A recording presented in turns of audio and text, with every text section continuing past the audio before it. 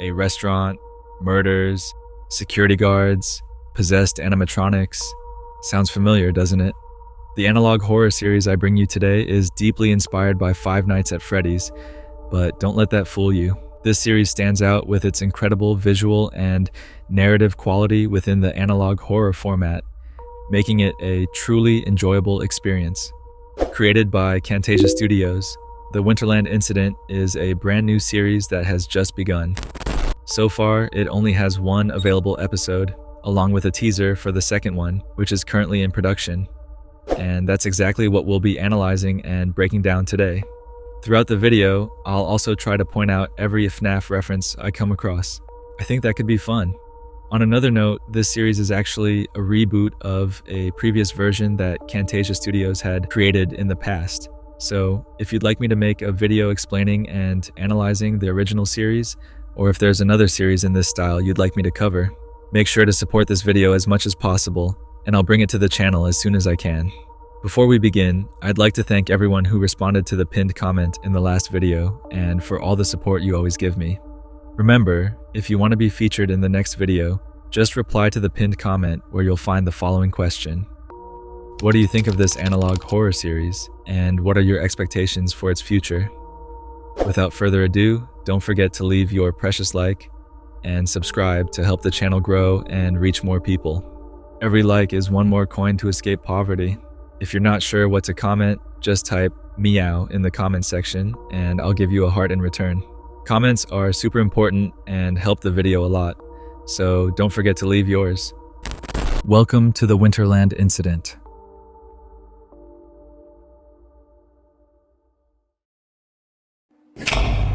Magnificent.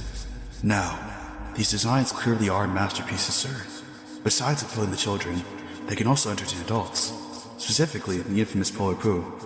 He looks so lifelike, so alive, but how? With technology, of course. We managed to bring these characters to life by using the latest generation animatronic technology. That makes sense. But what I'm talking about is a different feeling. Like this character has a soul. It's no wonder you've risen so far in the entertainment industry, Mr. Graves. It all starts with a rather intriguing interview. We see a journalist admiring the designs of the restaurant's animatronics, and from the very beginning, it's clear just how impressed he is. The journalist also mentions something interesting. These characters don't just attract children, they entertain adults as well. This tells us a lot about the company's target audience. At this point, the journalist highlights Polar Pooh, and this is where the things start to get unsettling. He describes the animatronic as incredibly realistic, so much so that it almost feels alive in some way. Suddenly, a mysterious voice chimes in, and while we don't immediately know who it belongs to, it's eventually revealed to be someone named Mr. Graves, one of the most important characters in this entire story. His response is quick and to the point, with technology, of course. This line is significant because, while it tries to offer a rational explanation, it doesn't quite match the strange feeling we're starting to pick up on. And considering the story this series draws inspiration from, we can already suspect that there's more to this than meets the eye. Mr. Graves goes on to explain that they used cutting-edge animatronic technology to bring these characters to life. But the journalist isn't satisfied. Something still doesn't sit right with him. He talks about a different kind of feeling, as if these animatronics had a soul. In the end, the journalist acknowledges Mr. Graves' success in the entertainment industry. But for us, the audience, it's already clear that something is very wrong here. And as a fun fact, this entire sequence is clearly inspired by the intro of Sister Location. She can take song requests. She can even dispense ice cream. With all due respect, those aren't the design choices we were curious about, Mr. Afton. As you can see, even the structure is almost identical.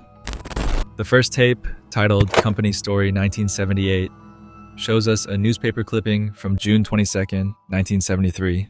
The text is only partially readable, but it strongly resembles the kind of articles we've seen in FNAF.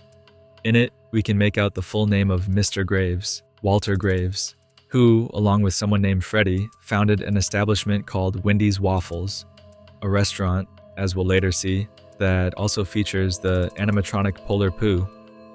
Two friends teaming up to open a restaurant with animatronics? I wonder where I've heard that before. After this, we're introduced to a sort of television program where a puppet named Windkit enthusiastically tells us the story of the founding of Winter Entertainment. With his contagious energy, he invites us to follow along and see how it all began. Windkit mentions the two great founders of the company, Freddy Burton, and just as he's about to say the second name, the recording distorts and cuts off. But right before the interruption, we hear Windkit start to pronounce the first syllable of the other founder's name, which finally confirms his identity, Walter Graves. Of course, we already knew this thanks to the newspaper clipping from earlier. Given the clear parallels to FNAF and the distortion just before revealing Walter Graves' full name, the story is already dropping some pretty obvious hints about the role this man is likely to play.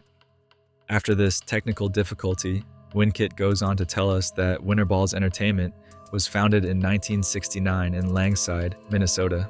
Thanks to a collaboration with Techtail Engineering, they managed to open their first business, Wendy's Waffles. As the screen distorts once again, we catch a glimpse of Walter Graves' silhouette in the background, smiling in a way that can only be described as sinister. The tape then reveals information about a project called Winter Wonderland, a theme park designed by Walter Graves in 1972. Although the park couldn't move forward to the construction phase due to financial difficulties, the project was later revived by Walter with the help of financial partners after the tragic death of Freddy Burton. The park was renamed Walter's Winter Wonderland in honor of Walter's supposed success. The general idea was to create a park with smaller attractions surrounding a castle, with larger entertainment rides at the center, all planned to be built in a forested area on the outskirts of Langside town. Fortunately, or perhaps unfortunately, the park turned out to be an overwhelming success, doubling its budget in just 1 week. Given what we're starting to understand about Walter's character, it's hard not to feel like something is very wrong with all of this. I mean, reviving a project you started with your business partner right after his death and taking all the credit? Something definitely doesn't add up. Right after this, we're shown a memorial tape dedicated to the memory of Frederick Burton. In it, Walter Graves reflects on the loss of his dear friend and how difficult it was for him and those close to Freddy. It's clear that Freddy was a beloved and respected figure, someone with big plans and ambitious projects. Walter specifically mentions Project Wendy's Waffles, and while he expresses pride in what they accomplished, Freddy's absence still weighs heavily on him. Even so, as Walter himself says, the show must go on. All of this would seem heartfelt if it weren't for the sinister, almost maniacal laugh Walter lets out right before the recording ends. Could it be that Walter had a hand in Freddy's death?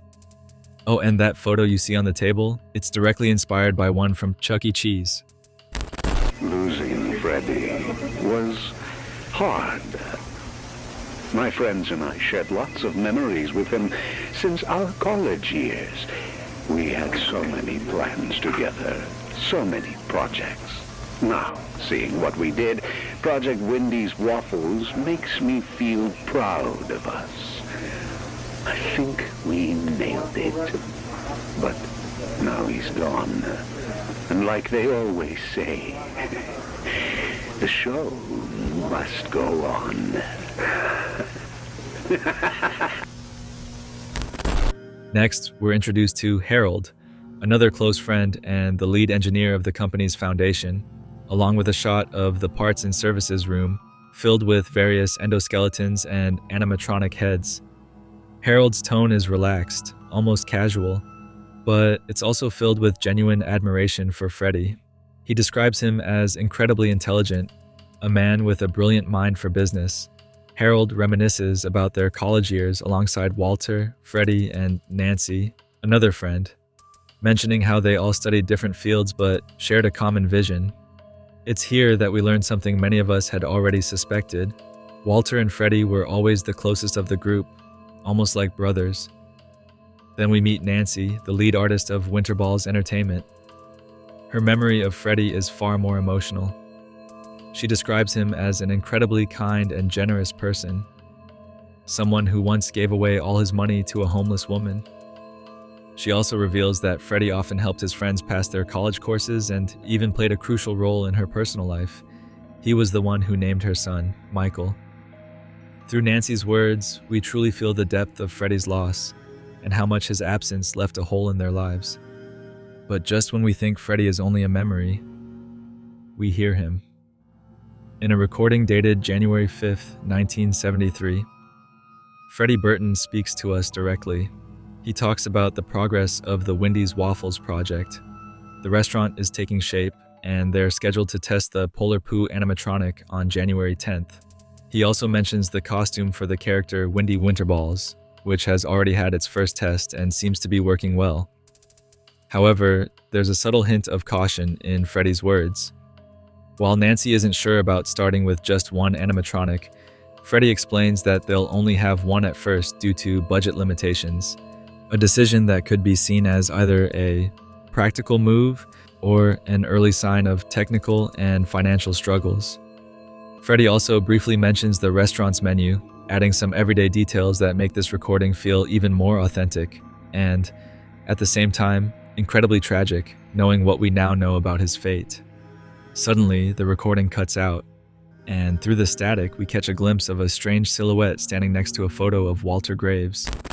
Given everything we've seen so far, it wouldn't be too far-fetched to think that this could be the spirit of Freddy himself, making this final sequence feel like a chilling confirmation of Walter's direct involvement in his death.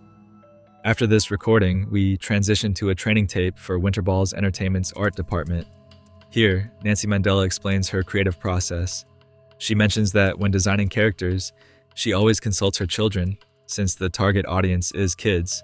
Specifically, she recalls working on the design for Polar Poo, and how Walter once brought in a child whose feedback ended up shaping the character's final look. Strangely, the child's name is censored, though it's highly likely this was his son, whom we'll later meet as Dustin. At the time, Nancy found it odd that a child was influencing her work, but she admits that the kid's suggestions were actually spot on. This small detail starts establishing a connection between the founder's children and the animatronic characters, something that could carry some very dark implications down the line. The scene then shifts to a recording from January 10th, 1973, where we finally see Polar Poo for the first time. And I don't think I even need to mention who this character's design was clearly inspired by. In this footage, Harold and Nancy discuss the animatronic's readiness for its debut. Is everything working? Yeah, hold on. Yeah, it's working perfectly. Good. I'm just gonna... Alright, our joints are loaded and ready. Where's Water and Freddy anyway? I have no idea. Haven't you called them? Well, of course I did. And... They didn't pick up. Oh, we'd better start. We can do another test when they get back, right? Yeah, of course. Let me just double check everything. How's Michael and Helena, by the way?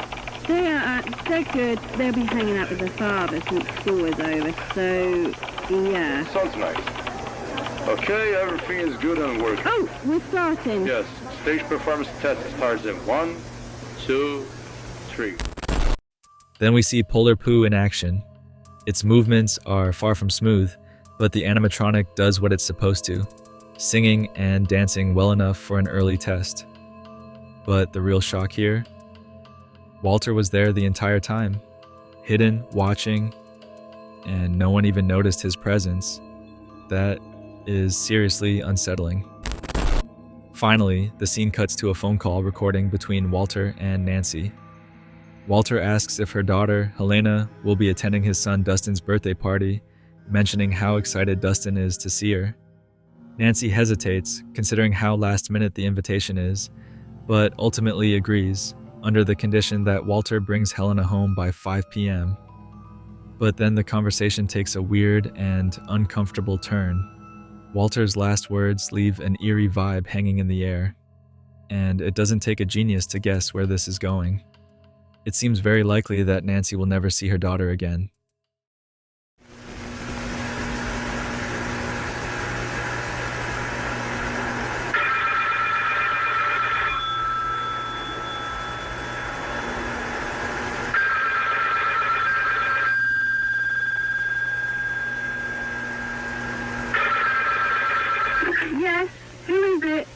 Hey, Nancy, it's Walter. Oh, Walter. How are you? What's up? I'm good, thanks. Just wondering if Helena's coming to the party or not. Dustin really wants to see her, you know. I'm not sure. You found the party late. I can't let Helena return home that late. Ah, come on, Nancy, relax. If you're that worried, I can give Helena a lift. Okay. But take her home at 5 p.m.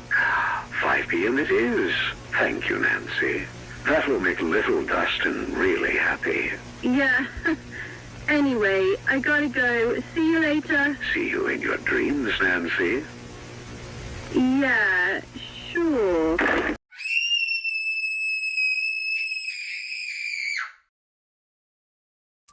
The second tape, titled Midnight Security Protocol 1975, kicks off as a training video for Wendy's Waffles security staff. And right from the start, there's this strange mix of formal instructions and an underlying sense of unease. The video explains the main responsibilities of the Midnight Security Protocol: conducting hourly patrols, preventing intruders, and monitoring the restaurant through security cameras placed in every room. But then we get a sudden visual glitch, and a chilling phrase flashes on the screen. I am stuck in the rabbit. After this unsettling interruption, we hear from Adam Hamilton, the head of security, and in a clear nod to FNAF's phone guy, he explains the basics of the job. Of everything Adam says, 2 instructions stand out as the most important: monitoring the camera system and, under no circumstances, allowing Polar Poo to enter the security office. Adam warns that the animatronics' movements are heavy and powerful, and if it gets too close, it could seriously harm anyone nearby. Yeah, the FNAF influence is absolutely undeniable here, and it doesn't stop there. Later on, we find out that one of the security cameras isn't working, just like the out-of-service kitchen camera from the first 5 Nights at Freddy's game. The series wears its inspiration from Scott Cawthon's work on its sleeve, and I'll definitely be sharing my thoughts on that by the end of this video. After Adam's instructions, we're introduced to Ethan Smith, the night security guard, and the references keep piling up. Ethan's full name is clearly a nod to Mike Schmidt, the security guard from the first FNAF game. From the moment we meet him, Ethan seems uneasy and confused. He mentions that he doesn't understand why Mr. Graves asked him to record his patrols. But as we're about to see, that question will get a horrifying answer. It's working. This is Ethan Smith. I'm not going to get into much detail, but basically this is my first night shift.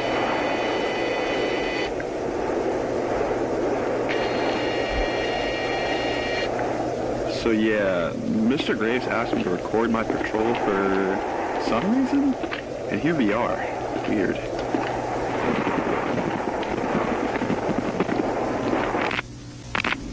Welcome back to hell. Why the fuck did they turn the power off? It's only been 30 minutes since the closing.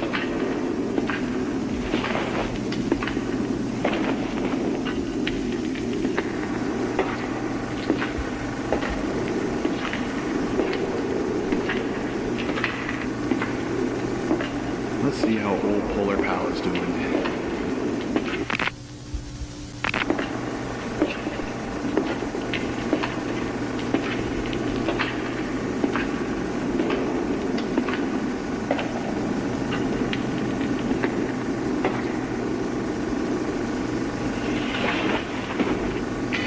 Clean as always.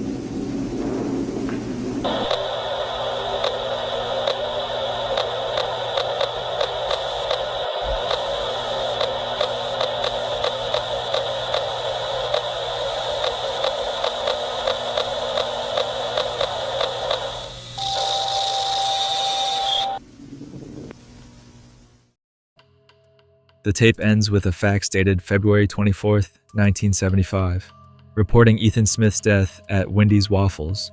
And what's most disturbing isn't just that he died. It's the condition his body was found in. The report describes Ethan's remains as extremely unrecognizable, suggesting an act of brutal and excessive violence. His identity could only be confirmed through his ID badge.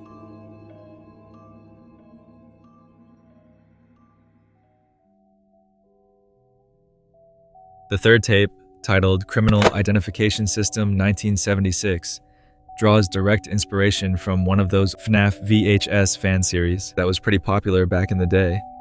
And if you've seen it, you'll definitely recognize the parallels.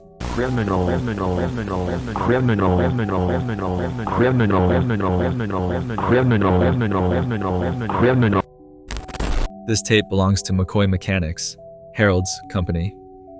It starts with a body scan of the Polar Poo animatronic. Everything seems normal at first, until the scan reaches the torso.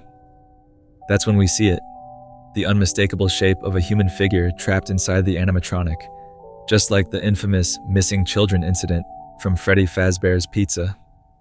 Then, as the title of this tape suggests, Polar Poo is equipped with a criminal recognition system, which makes no sense considering this animatronic was supposedly built just to sing and dance. Clearly, there were other plans for this machine. When Polar Poo tries to identify Walter Graves, the system suddenly malfunctions and resets. It's almost as if the system was deliberately programmed to glitch out when recognizing him. Or maybe whatever is inside the animatronic feels a kind of unspeakable terror toward Walter. But the most shocking part comes right after. Polar Poo successfully scans Harold McCoy and labels him as a murderer. Immediately after this revelation, the video feed distorts again. Strange, shadowy figures, what looks like an entire family, slowly begin to appear on screen. And then one of them speaks. They plead with Harold to remember the accident. Whatever this accident was, we still don't know. But it's clear now that Harold McCoy has a far darker past than we ever suspected. Remember the accident, Harold.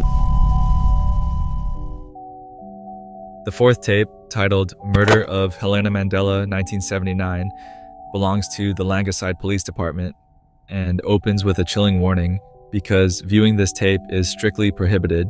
Right from the start, you can tell this is going to be one of the most disturbing entries in the series.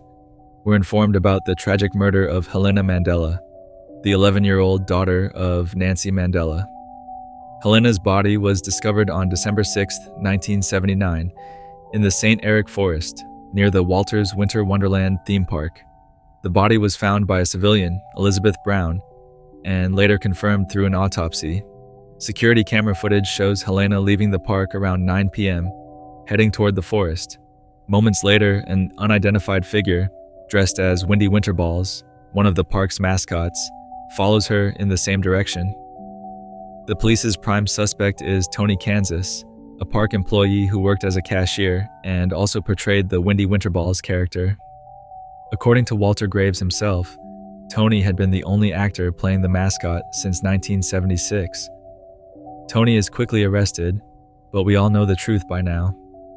It's painfully clear that the psychopathic killer behind all of this is none other than the one you're seeing on screen right now. Walter Graves. He orchestrated the perfect plan. By disguising himself as Windy Winterballs and making sure no one saw him putting on or removing the costume, he ensured that suspicion would naturally fall on Tony. And if no one ever sees Walter near the suit, who would even think to accuse him? At this point, it's impossible to ignore the heavy inspiration from the infamous William Afton. Then comes one of the most chilling moments so far. We cut to a close-up of a rabbit suit, but the suit is no longer empty. Now it houses a soul. As a slow, distorted version of Bonnie's lullaby plays in the background, we hear the muffled, terrified screams of Helena Mandela coming from inside the costume. Just as the series foreshadowed, Helena is now trapped within the rabbit, her life stolen and her spirit bound to the animatronic. The tape ends with a gut-wrenching phone call from Nancy Mandela to Walter Graves, Desperate and terrified, Nancy pleads for any information about her daughter's whereabouts. Her fear and anguish feel raw and real, every word a cry of pure despair.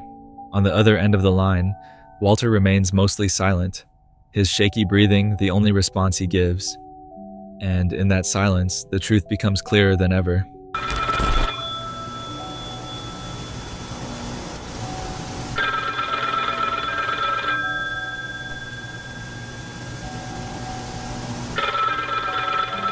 Walter, where's Helena? I've been calling you for hours.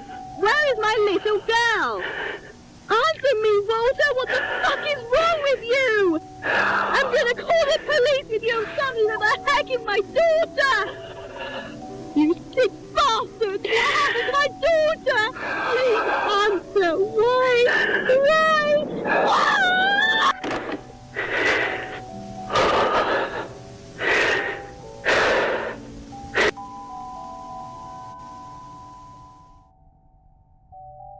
The fifth tape, titled United States Entity Department 1985, introduces a completely new and chilling concept: the official recognition of paranormal entities by a government organization, the USED, United States Entity Department.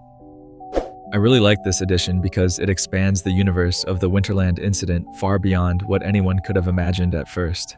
This file, dated 1985, the most advanced date we've seen so far, gives us new information about Polar Pooh, who is referred to by this organization as Entity 222 or Birthday Boy. The entity is classified as Grade 3, which, according to the grading system presented, indicates a medium level of danger. We learn that Polar Pooh was recovered from the ruins of Walter's Winter Wonderland, which already hints at a major event. Sometime between 1979 and 1985, the theme park will be destroyed. It's also confirmed that Polar Pooh was one of the victims who lost their life in the Winterland Incident. But the most unsettling revelation is what comes next. During several scans, Entity 222 emitted 5 spiritual auras, which means that despite what we might have initially thought, the animatronic is possessed by more than one person. And among those souls, there's a strong possibility that Freddy's spirit might be one of them. The file also provides critical safety instructions. If anyone encounters this entity, they should never attack it, as doing so would only increase its aggression. Instead, the recommended approach is to run, hide, or try to distract it until the entity naturalization team arrives. Polar Pooh, now officially designated as Entity 222, is subjected to visual and auditory tests in a scene clearly reminiscent from FNAF, Pizzeria Simulator. During the auditory tests, only tapes 2 and 4 provoke any reaction from the animatronic. Tape 2 plays a birthday song, while tape 4 contains nothing but screaming. The visual tests provide even more chilling results. Polar Pooh reacts violently to 3 specific images: a snowman, a missing poster of a girl named Beatrice, and a photo of Walter Graves. It's the photo of Walter that sends the animatronic into a full-blown rage, resulting in the death of whoever was conducting the test. But these reactions tell us more than we might realize at first glance. It becomes clear that all the souls trapped inside the animatronic share a common, horrific experience: a birthday party, chaos, and a face they will never forget. The same face, burned into their memory, the executioner who led them to their deaths.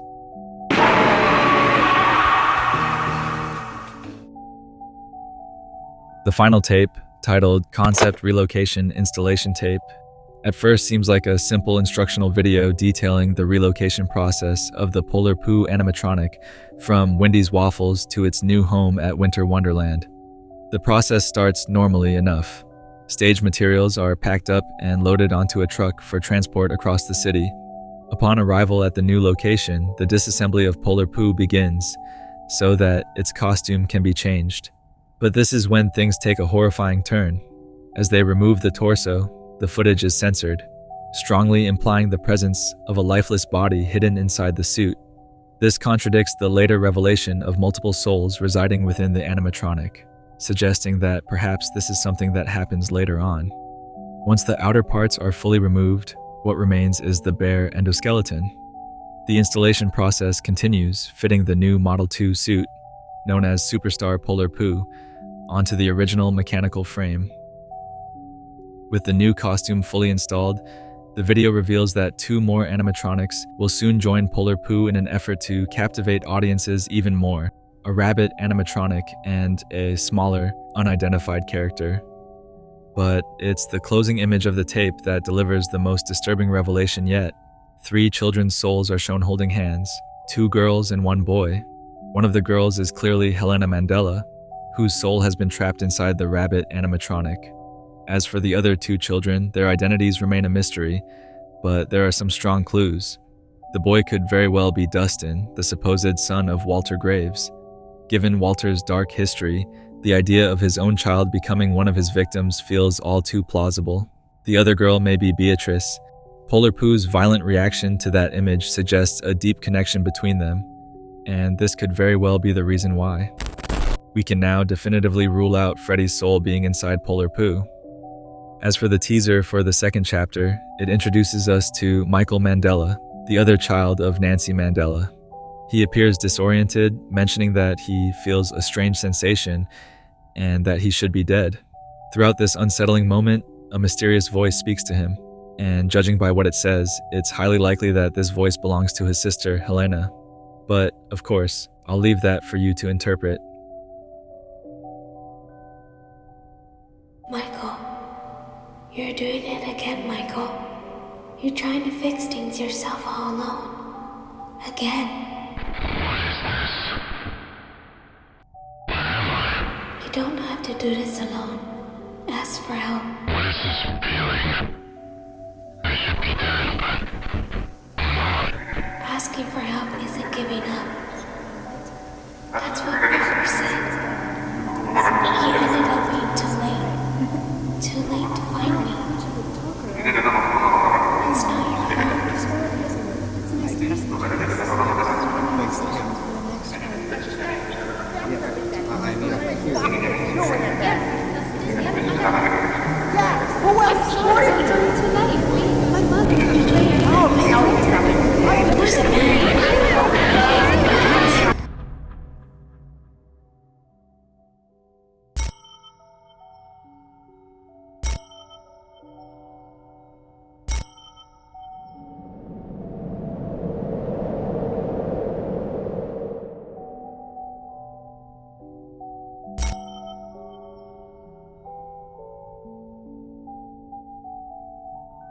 Additionally, the video description contains a binary code which, when decoded, leads to a hidden YouTube video titled December 25th, 1974.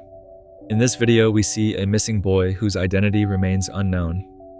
Once again, the description of this hidden video contains another binary code, and when translated, it reveals the following message. Name, unknown. Session 1. It is clear that he witnessed a traumatic event. Diagnosis, unknown. But that's not all. If we head over to the Winterland Incident's community posts section, we find an image accompanied by a Morse code message. At first glance, it doesn't seem to make any sense. But what happens if we read it backward? Suddenly, the message becomes much clearer. It's now more than obvious that Michael Mandela will be one of the main protagonists of the next chapter and the story overall. And with that, we wrap up everything available so far.